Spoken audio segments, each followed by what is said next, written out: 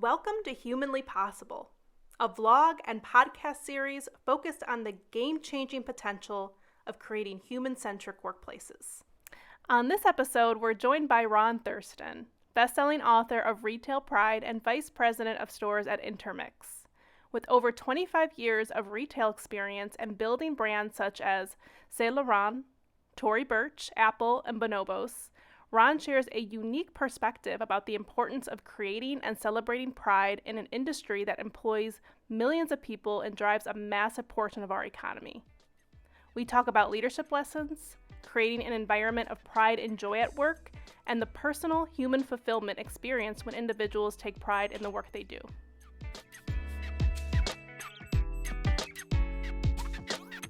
Welcome to Humanly Possible. Thanks for joining us. I'm so excited to have this conversation, Angela. Awesome. Well, Ron, I'm really excited because you and I just had a chance to meet. We got introduced through a mutual friend, and I couldn't pass up the opportunity to invite you to the podcast to talk about, first of all, yourself. You have a really interesting background, but tell us a little bit more about yourself professionally, and then also what makes you human. Thank you. I love this idea of an audience that's not just retailers, because as a retail leader, I think this conversation is about celebrating pride in what we do as humans, but specifically to my industry. So my background for the last 3 decades has been all retail. So I studied retail administration and fashion design. I thought I really wanted to be a fashion designer. And I was for several years early on, but then I discovered retail at Gap Kids, of all place, in like the early 90s, and grew a 10-year kind of span with Gap through sales, management, multi-store leadership. I worked on the corporate visual team and had just this incredible career that also pad through other brands. So I was at Banana Republic for a while. I worked at Outlet for a while. I did all of this work, and then, kind of said, I have a really solid background in leadership. I've learned a lot about kind of culture. I want to take that and grow my career. So I helped build some brands, helped kind of start Tory Burch early on. I opened all the stores for Tory on the West Coast. I ran all the Apple stores in Texas and Houston for a while, when early iPhone years, and to kind of learning what like high volume, high traffic craziness looks like in retail.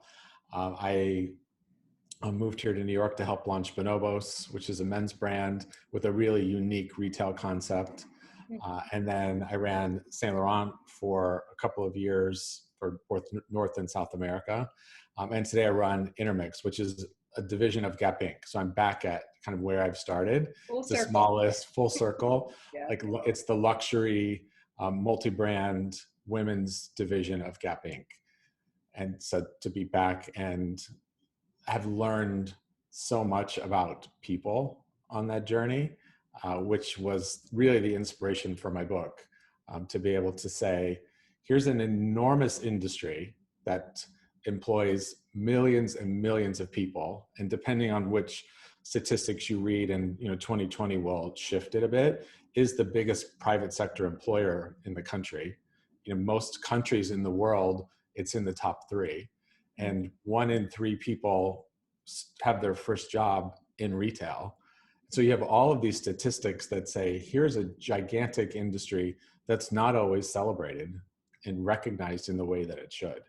And through all of these years of work and all the people I've met and all the stores I've opened, I just said there needs to be a resource that is rooted in pride, that says, I'm proud to do what I do, and that I'm successful at it, and I'm engaged, and I'm moving my career forward, that isn't often told to them.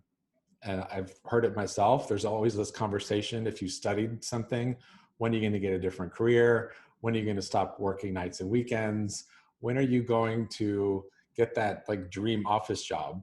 But if you meet people in retail who run stores or great sales teams, great stock managers, they love being in the store. They have no interest in an office job. but they aren't always told that it's okay. And I wanted to say, you, as a human, you are okay.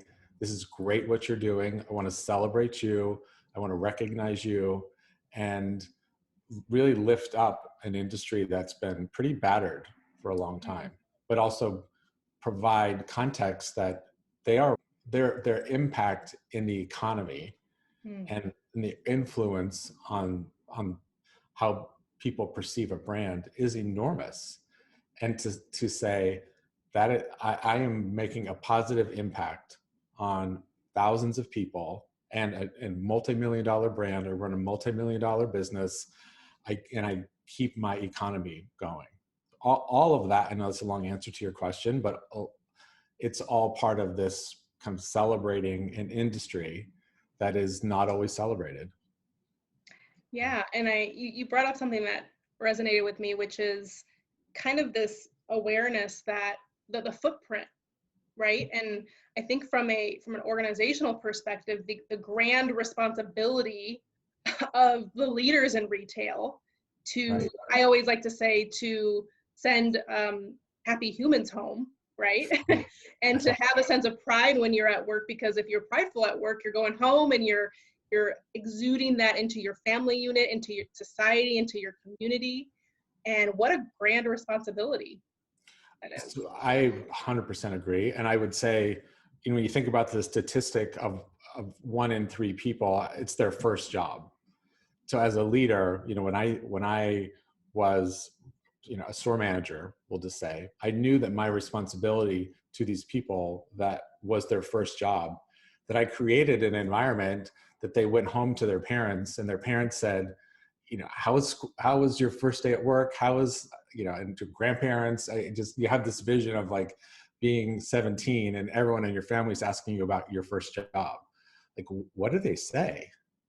Like, what did you create that at 17 you're making an impact on their future career or their perception of the workplace? Like that, I take huge responsibility in that, because if you don't do it well, they immediately have this sense of, that work is not always something to be celebrated, and particularly working in retail. So I love that, like sending happy humans home. I think that's a great way to think about it. It's absolutely a responsibility, and I think for everybody, right? I mean, I talk about leaders, but I think also your fellow colleagues, and how are you creating that environment and stepping up as a leader, regardless of your role, to institute that pride in your team, in your unit. Right. Yeah. So much, and the joy that comes from that is so personally rewarding. And I think what is somewhat unique, about my industry is that there's such a level of connectivity and networking that can happen, that those relationships actually carry on for years to come. The person that introduced us, is a retailer, and who we never worked in the same industry, but she wanted to meet me, and I knew that she was someone I wanted to stay connected to. That's very unique here. So you take all those different levels of people, put them together, and then continue the journey forward. That is uniquely human. What do you think? So I know we talked about the mentality, right? Like, this is thinking about the happy human going home. That's a mentality. Yeah. How can retail, how can any organization create more of that humanness and that sense of pride within the workplace, or within their store, or within their wherever that workplace is? So in the book, I talk about kind of 3 pillars of retail success, that I say it's retail success, but I really just think it's success and human success. So the first one's empathy. So anyone listening to this would say, sure, empathy, but 2020 brought a level of empathy in the workplace that is so necessary, and put a lot of us in really emotional leadership spots that we'd never been in before, me included. Whether you're putting people on furlough, you're laying off teams, you have very ill employees, or I didn't have this situation, but if you had employees and family members that passed away, I mean, this situation is very grave for a lot of people. And so there's a level of empathy in the workplace required by leaders that is at a level that's never been required before. So I would say it was always important. It's a critical competency today to learn to lead with empathy and to think about what's happening in someone's environment. Whether how they're potentially working from home, and the kids are home and everybody's home. Actually, where is your home?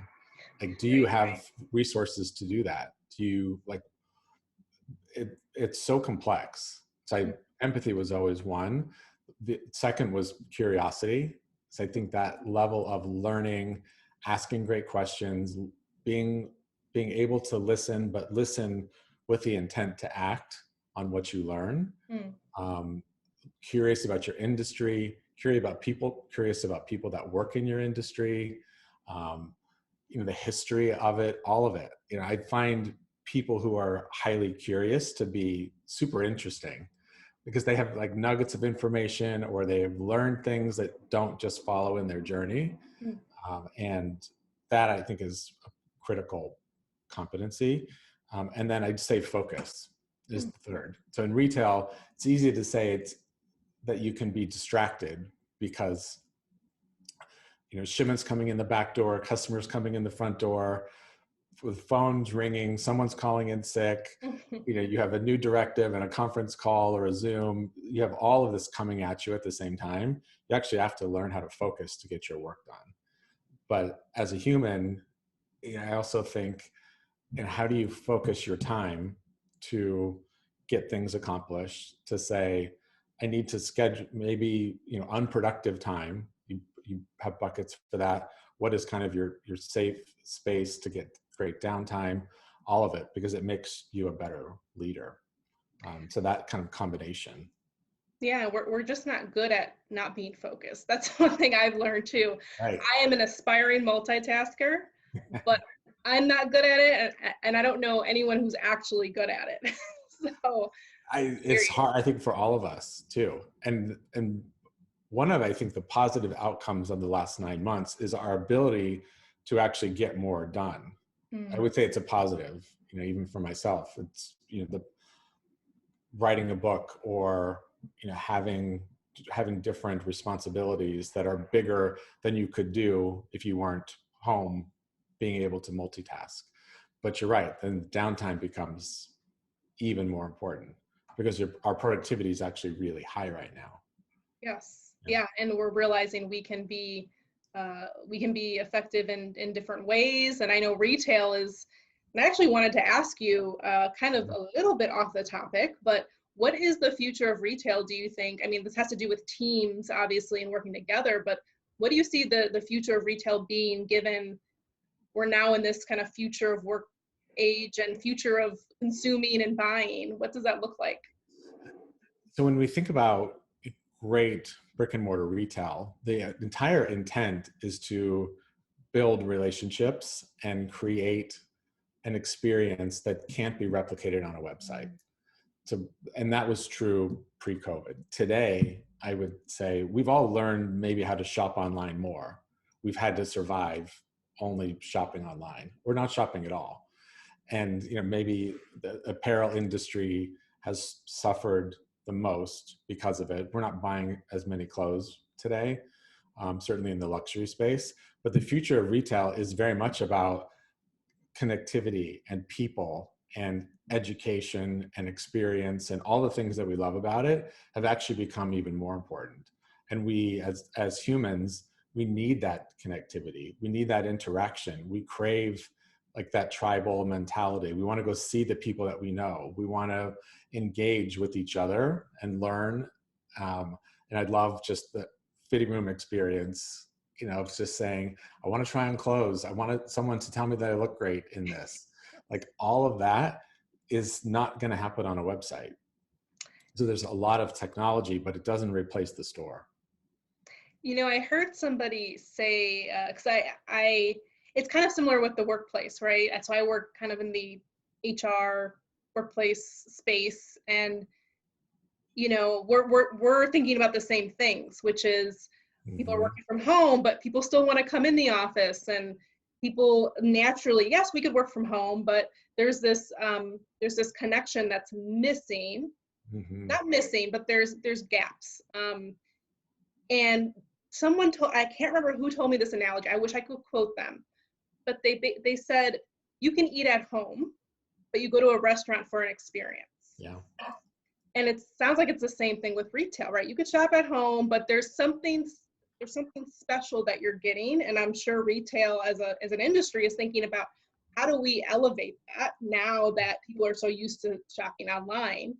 They Right. can eat at home, but what are we going to offer once they come in physically to visit us? It's the same, and retail is really, for many brands, the ultimate expression of what they are trying to communicate. So a great website is fine, or a great social media account, but if you want to build a brand, you'd say, I want to understand the creative director's vision for the store experience. I want to see how the merchandise is laid out together. How does the store feel? What do you touch? What do you hear? Like, what do you smell? What's the full immersive experience? And that only happens in the store. And then you layer on great people, and you build this connection, and all of that's the magic. And it's also where it falls apart, because you could have the most beautiful store and the great product and really terrible people, and your money is not well spent. So that's why I put this kind of human experience at the top of retail, because you could also have, a mediocre store, or, kind of talk about price, and but the experience of the interaction you had was so incredible that it's so much more memorable that way. And that's where that real, like, heart and soul of retail will never be replaced. Never. There's nothing you can do on Amazon to make it feel like a great store experience. No one goes to a dinner party and talks about shopping on Amazon. That's true. Yeah, they don't. They talk about the great people that you meet along the way. Hmm. Yeah, I like the word expression, because to me that kind of fits in with the pride elements. And I Mm-hmm. think, pride is really just an expression of heart, it's an expression of passion and heart. And Yeah. so how do you think pride is going to show up, again, in this new age, future of work? How do you think that's going to show up with hiring, building capability in retail, team members? How do you think that shift is going to evolve? I think we will put the priority of people and the demand for the best expression, to your word, of hiring the exact right people even higher on the list. Because what has happened in many cases is that the overall revenue stream into brick and mortar has declined. And the number of the store locations has shrunken. We know that there have been a lot of closures this year. Some not unexpected. Some big chains that have probably been dragging along too long are gone. But there's this whole other, like, resurgence of really great brick and mortar retail happening. So the news can really throw you off of big chains starting to close, but there is a whole resurgence of really great retail.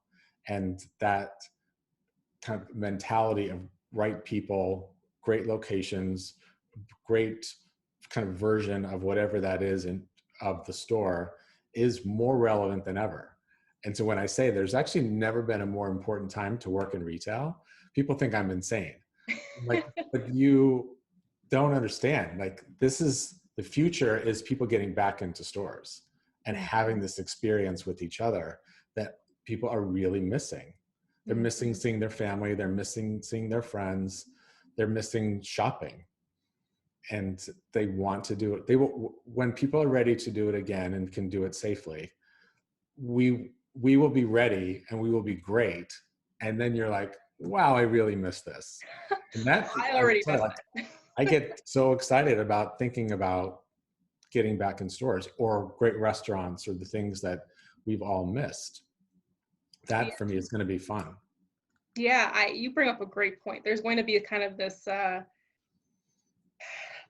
excitement to get back, and it's almost like we'll probably be more connected more than ever, and then we'll use our technology as an enabler, right? We'll use it to elevate where we need to, but nothing can elevate direct human connection, and that's something that I think we've learned during this pandemic, unfortunately. Yeah, we have. And we've had to lead through adversity. So if you think about kind of culture and values Mm. in a difficult financial situation.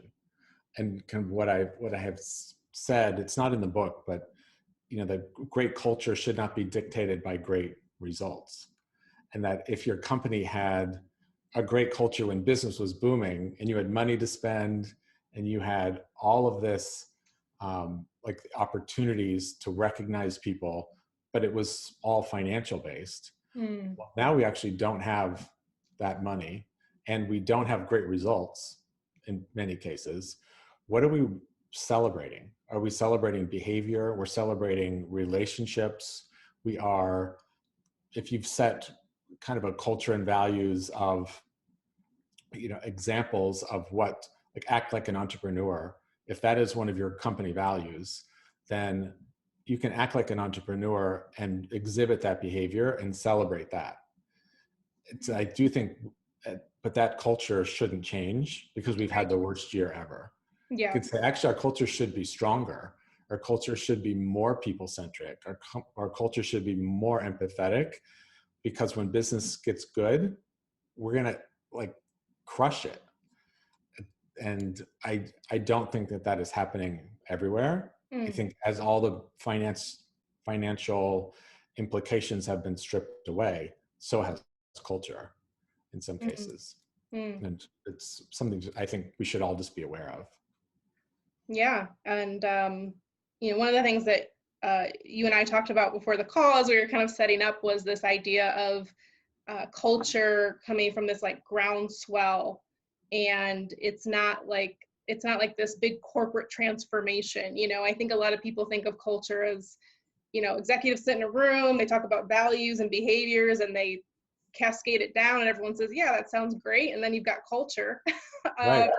It's really the culmination of all the actions, behaviors, and how we hold people accountable ultimately in the decisions we make. So you're right, financials has nothing to do with that. Now, if obviously if you pick profit over people, that would say something big about your culture. Yeah. But what how do you create, I know this is a tough question, so I'm going to apologize in advance. Okay. How do you create that groundswell? I know a lot of it's organic, but as a leader, how can one set up the right structures, the right tone for that type of groundswell culture? Yeah. For me, the groundswell comes from like the biggest population of an industry. So if you can get everybody bought in, then the groundswell begins. If I can speak to my own industry and retail, if you can get everyone in every store to buy into your vision, and you're very transparent about what you stand for, so I do put that as kind of a high leadership competency, is be really transparent when it's really good and when it's not really good, and say, I'm going to take you on a journey with me. I mean, I can kind of speak for my own leadership when I've joined new companies, and I'd say, okay, you've had really bad years for a few years. You are going to go on a journey with me to success. And I need you to trust me.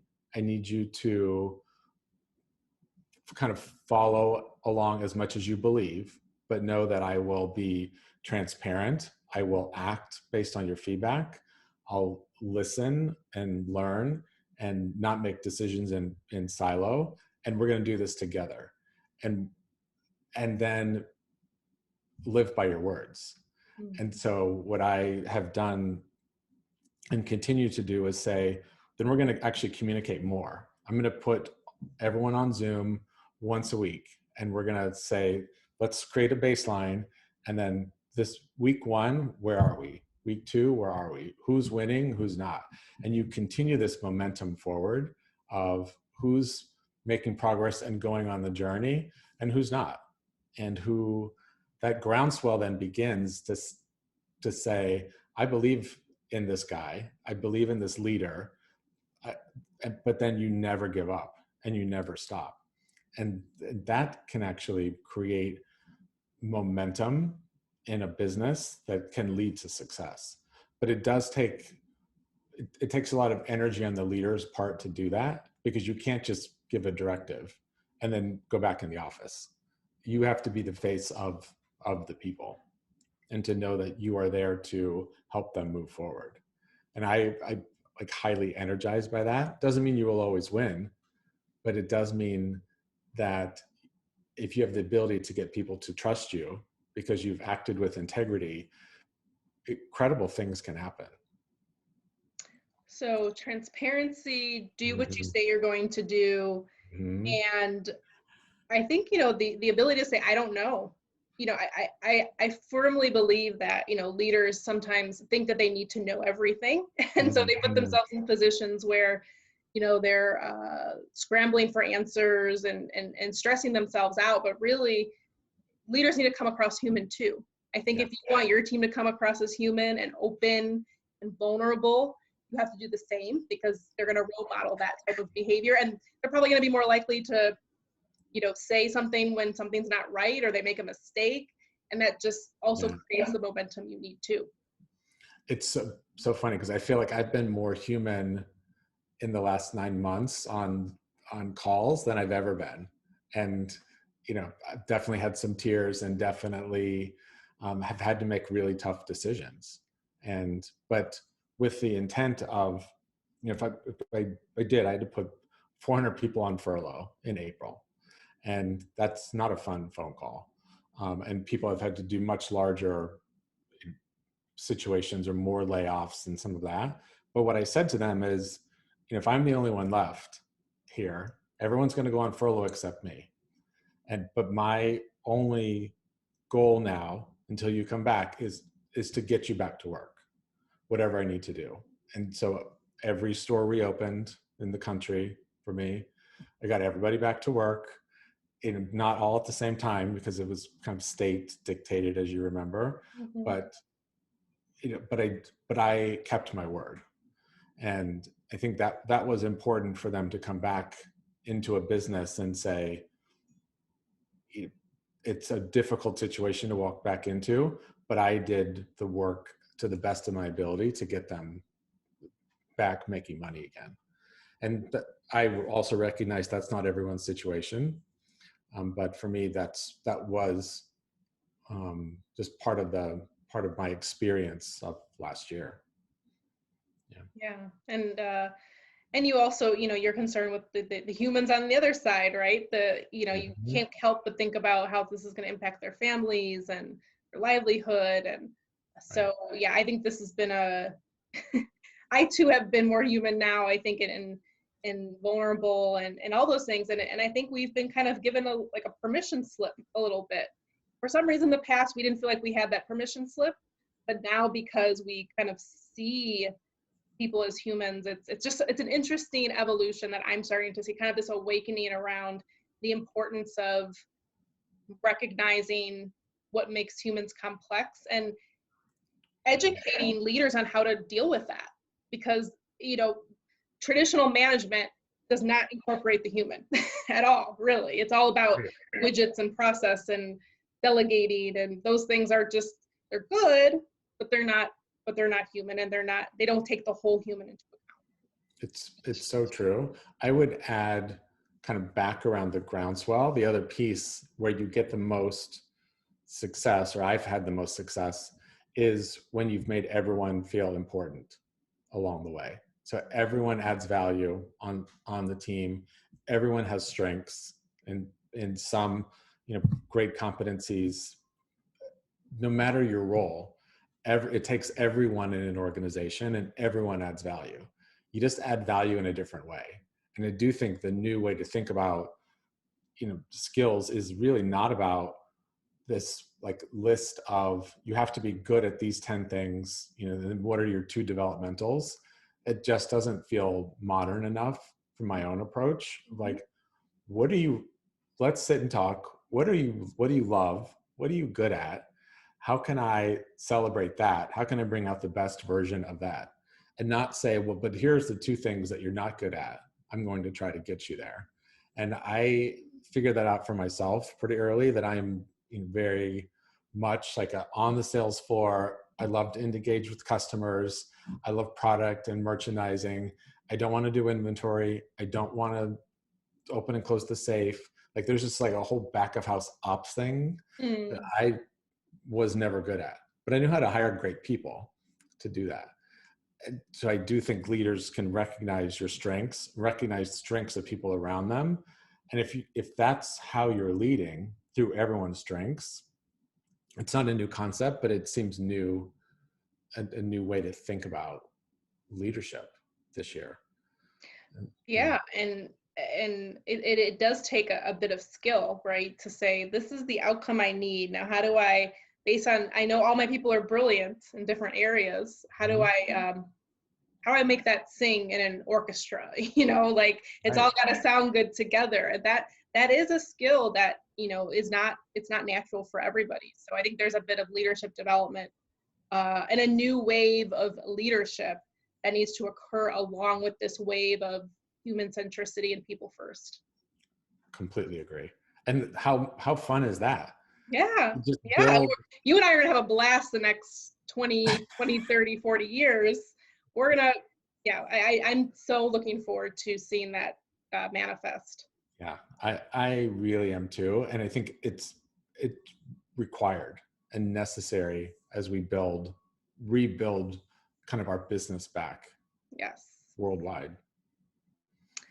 Well, Ron, I could talk to you all day. You've been so wonderful and just such a great perspective, I think, with your background. And again, I like I told you before, I like to bring on folks who are building human-centered workplaces, but aren't in HR.